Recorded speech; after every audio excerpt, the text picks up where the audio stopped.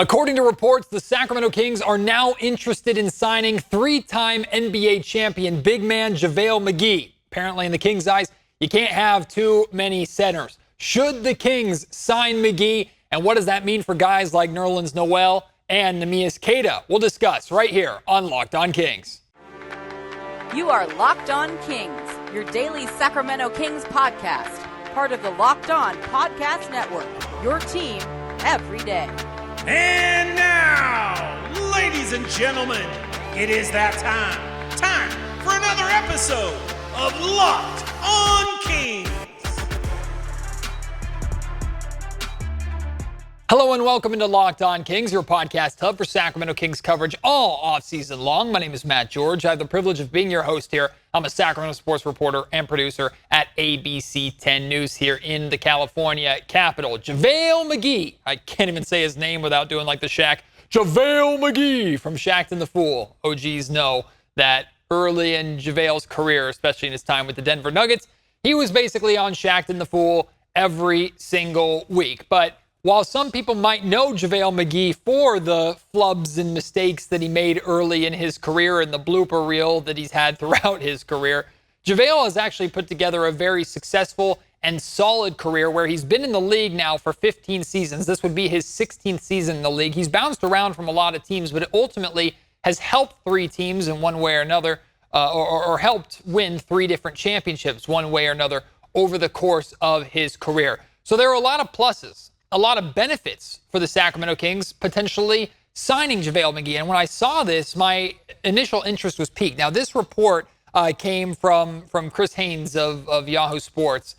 Chris reporting that JaVale McGee was likely to be waived by the Dallas Mavericks. I think a little bit later, Shams reported that he was waived. So if he is to clear waivers, or once he clears waivers, the Sacramento Kings are potentially a team that are interested in signing him. Now, I don't know what that deal would necessarily look like, and I don't necessarily know if JaVale McGee would make the team. However, in my opinion, JaVale McGee jumps up the list of bigs that are already on this Kings roster. To me, JaVale McGee is the best, or would be the best, true backup center on the Sacramento Kings roster. I'm talking true, bona fide center in the league. The reason why I have to put that specific or say things that specifically is because I still believe no matter if JaVale McGee signs with the Sacramento Kings or not, makes the team or not, Trey Lyles is still the backup five for the Kings because you have to find a place to put him on the floor. And with Sasha Vezenkov, who I have news coming on later on the podcast about Vezenkov's introductory press conference coming later this week. I'll share that with you in a little bit.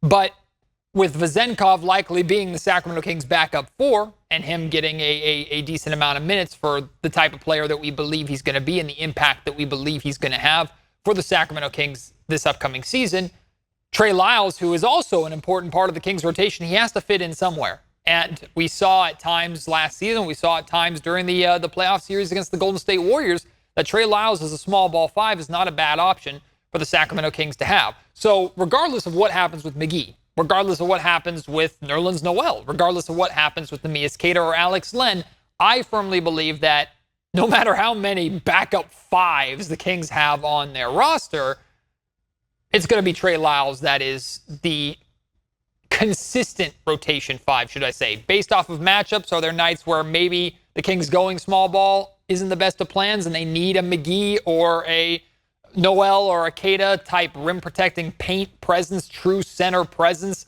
to help them defensively or offensively? Sure, there might be nights like that.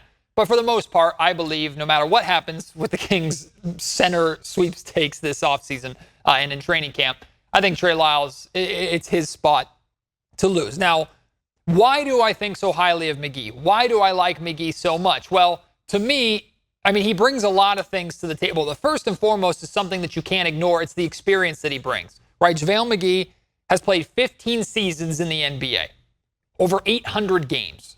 JaVale McGee is a three-time NBA champion. He has started in 23 playoff games, and he has been a part of 50 playoff wins throughout his career. So very similar to some extent to the wealth of experience and knowledge that Matthew Dellavedova brought to the Sacramento Kings last season, I think JaVale McGee would fill a similar role or bring a similar role as a veteran who has been there, done that before. And even if the Kings make the playoffs and he doesn't see the floor, JaVale McGee still provides a lot of value in knowing what it takes to be effective in the early rounds, be effective in the middle to late rounds, be effective to win an actual NBA championship. JaVale McGee's not going to be the difference between the Kings winning a championship or not winning a championship, but that experience is invaluable. And that can be added to the incredible experience that Mike Brown himself has, the amazing experience of the Sacramento Kings coaching staff. A veteran presence like JaVale McGee is never a bad thing, in my opinion, for a team like the Sacramento Kings. But I believe JaVale McGee would actually get playing time in Sacramento. I do. I believe he would be, like I said, an inconsistent backup true five for Sacramento. Would he play every single night? Probably not. I would expect him to have maybe a little more established of a role than like Alex Len had last season. So, to me, in addition to the experience, JaVale McGee, he brings the rim protection that the Sacramento Kings lack. And we're not just talking about blocks, although for his career, he has averaged 1.4 blocks per game. We're talking about the paint defense, right? Protecting the rim is more than just shot blocking. It's changing shots in the paint. It's cutting off drives and attacking the rim. It's making sure that you're not sending guys who are attacking to the foul line and making their life as difficult as possible when they decide to come amongst the trees, amongst the bigs in the lane. JaVale McGee has a career defensive rating of 104. Now, again, to preface this, defensive rating, the lower, the better. Offensive rating, the higher, the better. So a defensive rating you want to be low. 104 defensive rating. For context, that would have been second on the Sacramento Kings roster last season, second only to Alex Len, who I believe had an offensive rating of like 101 or 102 and something like that. Now, last season with the Dallas Mavericks, JaVale McGee had one of his worst defensive ratings of his career with 112.4 in 42 games that he played in Dallas last season. That's not good, right? And if I believe that number was an accurate reflection of who JaVale McGee is as a defender at this point in his career, I'd say there's no point. Why bring him in? At that point, go to Keita or go to Noel or go to somebody else. Like if JaVale McGee is not going to have a good defensive rating and be a good interior defender for the Sacramento Kings, what's the point of even bringing him in other than the experience that he provides? Unless you're just going to have him literally sit on the end of the bench and be the experienced locker room leader who barely suits up and never sees the floor, right? A bona fide extension of the coaching staff, which I don't think they necessarily use a roster spot on in this case. But I don't think that 112.4 defensive rating is accurate to who McGee is as a defender today and who he has been certainly as a defender in the past. And here's the reason why. You look at the 7 seasons before last season with the Dallas Mavericks. And remember, last season with the Mavericks was not a good year for them. It was a down year. It was disappointing. They went through a major change in the middle of the season with the addition of Kyrie Irving. That team was a major disappointment, really on both ends of the ball, but especially defensively, considering the year that they had before that, the deep playoff run that they made, and a lot of that was on the backs of their defense, and in addition to the greatness of Luka Doncic. Like the Dallas Mavericks were a mess last season. I'm not blaming JaVale McGee for the mess that was the Mavericks. Did he help them? No. Hence the reason why they waived him and are deciding to move in another direction. But the 112.4 defensive rating, I think, is less of a reflection on McGee and more of a reflection on the Mavericks. And here's why. The season before that, his defensive rating, 102. Before that, defensive rating, 107. Still a little too high for me. Season before that, 101. Before that, 104. Before that, 102. Before that, 100. Before that, 102. So the last 7 seasons before last year's 112 were 102, 107, 101, 104, 102, 100, 102. Consistently, JaVale McGee has been that low 100s in terms of defensive rating. That would be, again, amongst the best on the Sacramento Kings roster last season. And these seasons are in completely different circumstances, right? Like the 102 the year before was with the Phoenix Suns. He's bounced around to a lot of teams, been on a lot of playoff teams, helped a lot of playoff teams win. And defensively, in the whatever role he had, whatever capacity of minutes he was getting, he was still consistently solid on the defensive end of the floor in terms of defensive rating. His rim scoring on the offensive side of the ball, because we know how important offense is to the Sacramento Kings. His rim scoring is actually pretty solid as well. He shot 69% from the field in the restricted area, which is that little circle underneath the basket where if defenders stand in that circle and make contact, it's an automatic foul. You can't draw a charge in that little circle. That's right at the rim, right? A 69% field goal rating or percentage in that restricted area, and he shot 55.6% in the paint. Here's some context for you. De'Aaron Fox shot a unbelievable 75% in the restricted area. That's only 6% better than McGee, but I can't say only 6% because 6% in the NBA is pretty significant. Fox also shot 54% in the paint, a percentage point less than JaVale McGee. Maybe you would expect that with one being a point guard and one being a center. Domantas Sabonis also shot 69% from the field in the restricted area and 47% in the paint. Now, Fox and Sabonis are shooting and attacking the basket at a much higher volume than JaVale McGee ever would. And again, these are McGee's career numbers, not just last season's numbers in the restricted area and in the paint compared to last season's numbers for Fox and Sabonis. So even if McGee has a better field goal percentage at the rim or in the paint, it doesn't mean that he's going to be ultimately a better paint or rim scorer than either Fox or Sabonis. But it shows offensively what he's capable of doing, whether you're running him off of pick and rolls, if it's putbacks off of rebounds, offensive rebounds, alley-oops, whatever it may be. JaVale McGee is a pretty efficient scorer in that area. Now, outside of that, mid-range, three-point shooting, forget about it. Like, that's not his game. And the Kings wouldn't expect that to be his game. One concern of JaVale McGee's that I do have, one of the major weaknesses from this Kings team, which they're hoping to address with their backup center or second true backup center 5 that the Kings could find. They need help rebounding, right? Offensive rebounding killed them last season and killed them in the playoffs. JaVale McGee's never been a great rebounder for his size and for his position. He is for his career, an only 5.2 rebounds per game center. He had just 2.5 rebounds per game last season in 8.5 minutes per game with the Mavericks. So 8.5 minutes, 2.5 rebounds. That number certainly could be worse, I guess, for the little playing time that he was playing. And it's hard to ask for much consistency from a player that's only playing 8.5 minutes. Some nights wouldn't play. Other nights would play just a handful of minutes. How can you ask for a lot from him rebounding? I'm basing this less off of what he did for the Mavericks last year, although I do feel that in terms of minutes per game and things like that, he might have a fairly similar role here in Sacramento. I'm basing this more off of his entire career to where even when JaVale McGee was at his prime, I mean, he was not a great rebounder. Like, he only has one career season where he's averaged 8 rebounds or more, and that season he averaged 8 rebounds on the dot.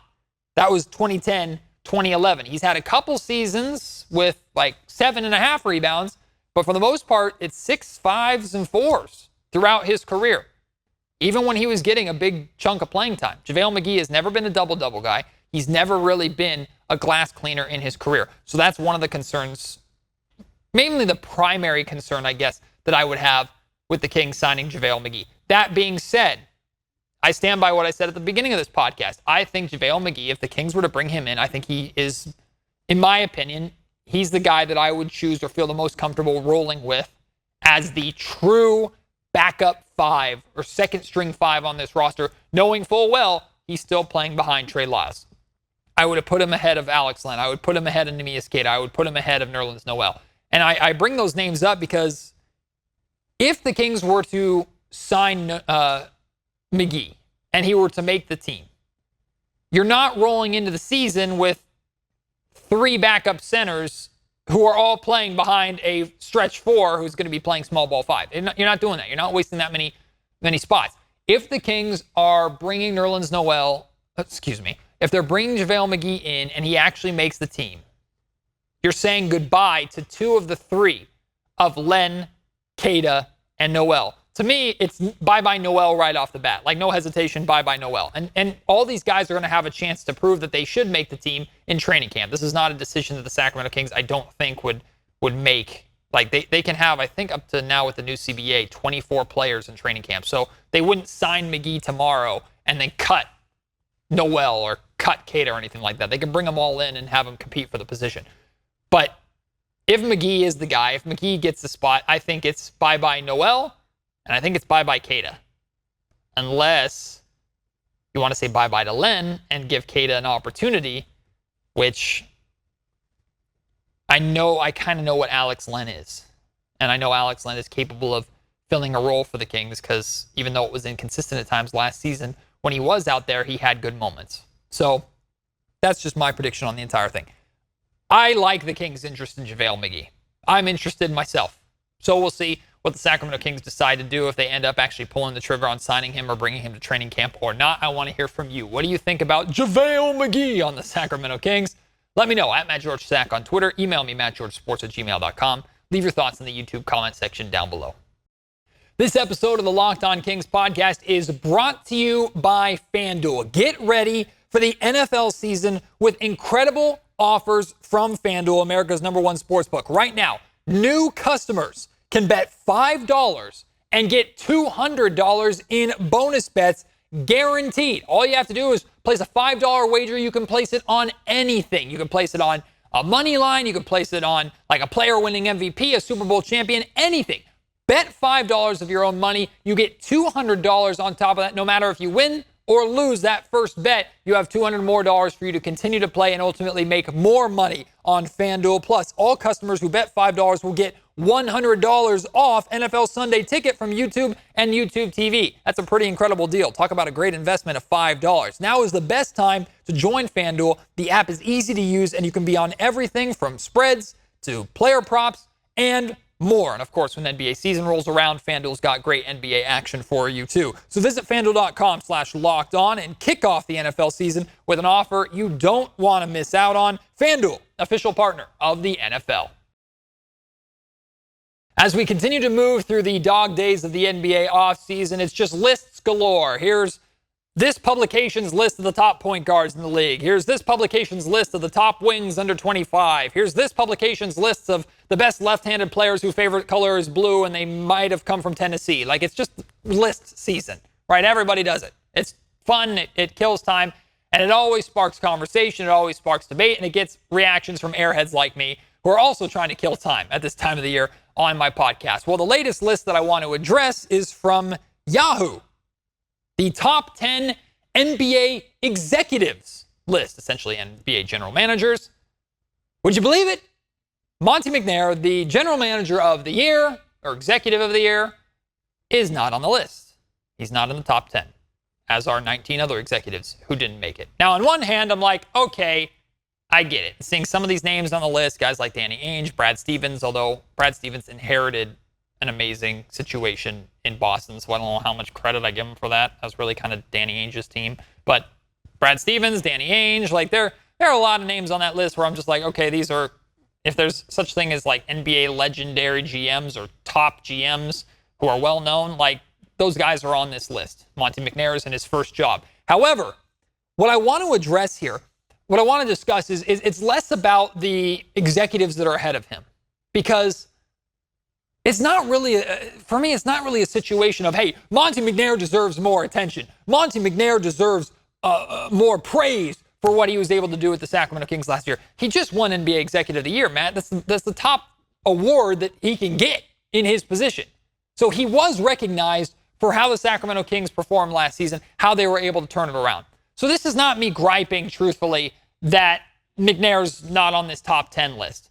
But it's the reasoning behind it that I'm just bothered by. And this is the same reasoning across the board for the Sacramento Kings in any national conversation this offseason. Across the board, the reasoning is this player is not in the top 10, or this player isn't there yet, or this guy's not here, or this executive, or this coach. Why?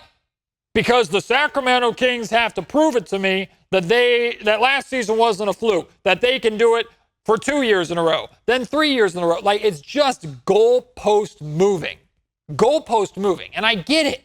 I do get it. Like, you want to see consistency from the Sacramento Kings. You want to see that, as fun as last year was, that this team is actually legit, that they actually can stay amongst that third seed. In fact, they can continue to take steps forward towards actually competing for a championship. That the decision to stick with this core and not make major swing upgrades like other teams in the Western Conference made this offseason, that decision to bet on what the Sacramento Kings have here now was the right decision. I get it. We need that context. We want to see more than just a one-hit wonder team. I get it. But Monte McNair did what very few men, I think, would be able to do here in Sacramento. I don't know if you take Danny Ainge, if you take Brad Stevens, and you put them in Sacramento, maybe they turn this team around. But regardless, again, to me, it's not a Monte versus Ainge or Monte versus Stevens or whoever. To me, it's Monte McNair in his first NBA stop, his true first time as a general manager. He spent years in the Houston Rockets organization, years under Daryl Morey, was very important there, not taking that away from him. But the first time where he was the guy, he took over the most dysfunctional franchise in all of professional sports. He took over a team that had the longest playoff drought in NBA history. Well, they got there in his first couple of years here. He took over a team during COVID time when there were questions about ownership and ownership over-involvement. He handled all of that, and he was able to turn this organization around. He made move after move after move, many of which he was criticized for, some by us here in Sacramento, most by all in the national media. Ripped to shreds for trading Tyrese Halliburton, ripped to shreds for making this move, ripped to shreds for not making that move. He's been the only guy to actually get results here in Sacramento, which some of us thought it could never be done. It was never going to happen. Like nearly at the 20-year mark, the Kings will never be good again. Welcome to basketball hell. At least it's warm here. Like, that's what it was. And Monte was able to turn that around. I'm not saying there needs to be a plaque for Monte McNair in the Basketball Hall of Fame, or NBA executives need to all bow down to the man who was finally able to turn things around in Sacramento. But there are circumstances that Monte has here. It not being a free agency destination. All of the crap around this organization for years upon years upon years upon years. He was able to handle all of that. That's stuff that guys in Boston, Ainge is in Utah, so maybe a different situation, but other general managers in other markets, they don't necessarily have to deal with. Maybe their expectations are higher in some of those areas, but at the same time, too, even if it wasn't McNair's fault that the Kings were in that position when he took over the team, the patience level amongst the fan base and even amongst ownership was tapped out. Like, Monte had to deliver. There's a very good chance that if Monte didn't work out here in Sacramento, if Monte didn't get that second contract that he finally got from the Sacramento Kings, I don't know if Monte would have ever gotten a shot as the guy ever again. Yes, he absolutely would have been in a front office again, for sure. Hell, Pete D'Alessandro is still a front office executive somewhere. Is he in Orlando or something? Or Denver? I don't know where he is. But this probably would have been Monte's only shot at being a GM. And again, he took over one of the most dysfunctional franchises in all of professional sports, and he was able to turn that franchise around. That's the recognition Monte McNair deserves. Keep him off your top NBA executives list. But don't undermine what Monte has been able to accomplish because the Sacramento Kings have only been good for 1 year. Because there have been multiple men and multiple front office teams, certainly multiple coaching staffs, that have come through in Sacramento who have not been able to do 1 year. It's been impossible for them to give us the 1 year that Monte McNair has given. And now it's like, okay, now we want more. Of course, we always want more. We want Monte to build a championship contender. We want Monte to build a perennial playoff team, and I believe he's well on his way to doing that. So maybe he won't be on this top 10 executives list until the Kings actually accomplish that, or until the Kings have another good season this year, and everybody's like, okay, now we've seen multiple years of this. Now, okay, we truly believe the Kings are the real deal. I don't know. Again, I don't really care so much about the list. I just care for the recognition that Monte deserves for not just having a really, really good season last year and turning a team around to where it was undeniable that he needed to win that award. Mike Brown needed to win Coach of the Year unanimously. and the Kings needed multiple All-NBA players and multiple All-Stars. Like, the Kings were so good last year and such a big story last year, they had to clean up in awards. But Monte, even if he didn't get that award, which it's impossible that he was not going to, he deserves an unbelievable amount of recognition and praise for doing what seasoned NBA executives have not been able to do, and many of which never even wanted to try to do here in Sacktown. Big news, the Sacramento Kings let us know that on Thursday at 2 o'clock, the Sacramento Kings will be introducing newest King Sasha Vezenkov to the media for the first time, an introductory press conference inside of the Golden One Center. I will be attending that press conference. Very excited to hopefully get the opportunity to speak to Sasha a little bit, ask him a question or two at the press conference. But he is the major name, other than like extending Sabonis and bringing back Harrison Barnes. Like, in terms of additions, Sasha Vezenkov is the guy.